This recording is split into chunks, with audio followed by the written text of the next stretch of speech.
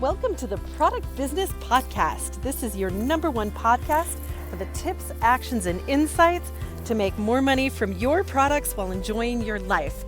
I'm your host, Amy Winslow. Let's dive right in. Well, hello, everyone. We are going to talk about drop shipping today and being a drop shipper. You know, it's gotten so much attention lately that it would seem like it's a new business model concept, but in reality, it's been going on for decades and decades and decades. So this is a topic from the Product Business Show live Q&A that I do every other Monday. And here's an excerpt of the content from it. And we'll go over as much as we can. But really, if you're interested in growing your business, I'd highly suggest that you go subscribe and get on the list to call in and ask your own questions. We answer a ton of things. I've been doing that show for years over in the live Q&A. So let's talk about dropshipping. Okay, so what is dropshipping? And then we're going to talk about how it's changing really dramatically. So drop shipping at its core is a process where someone or a website promotes your product. It could be Walmart.com, Target, Home Depot, you name it. There's a ton of them. But someone or a website promotes your product. And the second step is that they give you the information of where to ship the product to their customer. And the third part is that you ship it to their customer. Okay? So it's their customer, but you're actually doing the shipment. Okay? That's where drop shipping comes. It means dropping it to their customer's location. So one of the big differences that's coming out is we're seeing I'm a drop shipper as a quote, meaning a couple of different things. Whenever an experienced company like Walmart or Home Depot are talking about drop shipping, they mean, the way they say it is like this. We'd like to carry your product. We want you to drop ship it from our website. Okay, that's the way an experienced company talks about it. We fill out paperwork for clients all the time around vendor paperwork. And so we're really involved in this. Now, another way that it's being talked about is some companies are saying, well, I'm a drop shipper, when really what they are is the promotion website for the product. Okay, so there's two definitions going on right now that you need to pay attention to. One definition of I'm a drop shipper is you as the company or business or person that is going to create the product, sell the product, ship it, right? The second definition is the business that's promoting the product, and usually technically they're a marketing website and they're doing it in exchange for a percentage or a commission. Okay, now that's a very important distinction. Okay, and there's some structures you need to pay attention to.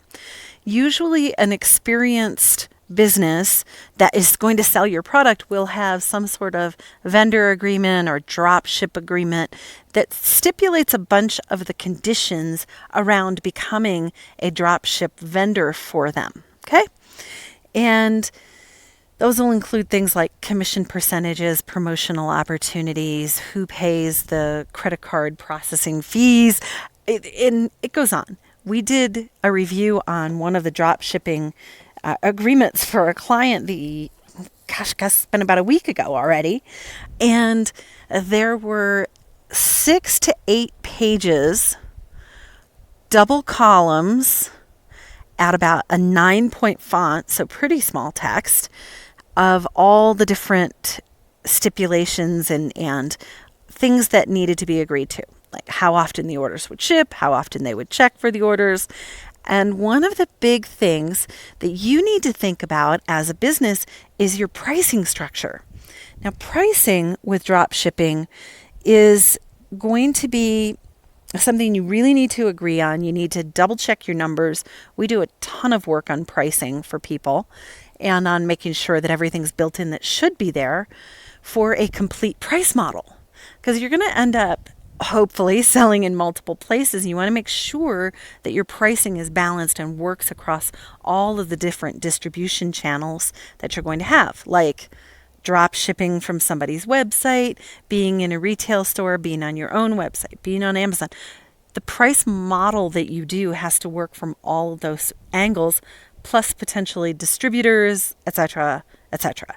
So when you are doing pricing for drop shipping, the biggest thing to work out is the shipping included in the price that you're giving them or not? And if it's not included, they are usually going to ask for what is your shipping fee.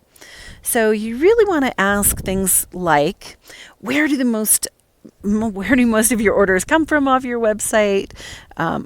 Who's the average consumer? Is it US? Is it Canada? Like what, right?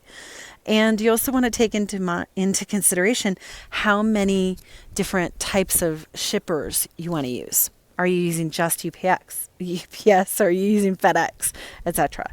And then you work out a shipping cost that you think is reasonable and average, and you use that. So the other piece in pricing is who is going to pay for the credit card processing. Is it being passed through to you, or is it something that they're going to absorb that's usually in the agreement so that you can get a definition going there? And the other piece is the commission structure. So commission structure is the wild, wild west. We have seen everything from about 5% as a request up to 40% requested commissions. It's really broad ranging. Okay, it depends on your category, how strong their database is, how realistic everybody is. But the average is usually going to be somewhere between like a 8% to 25%, depending on the promotion capabilities and some other things that you can actually negotiate for.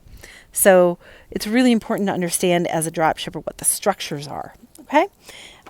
With that, everyone, this is a wrap for this episode. I will be back with our next episode in approximately 24 hours, so you can check that out. Please do me a favor if you have been enjoying the podcast. I would love to make a difference for about 2,000 more people and businesses every month than where we are right now. So I would love it if you could share it for us. With that, everyone, we'll catch you on the next episode. You have just listened to the Product Business Podcast with me, your host, Amy Wenslow. Subscribe, review, and share our podcast on Apple iTunes, Podcasts, or Google Play. Until next time.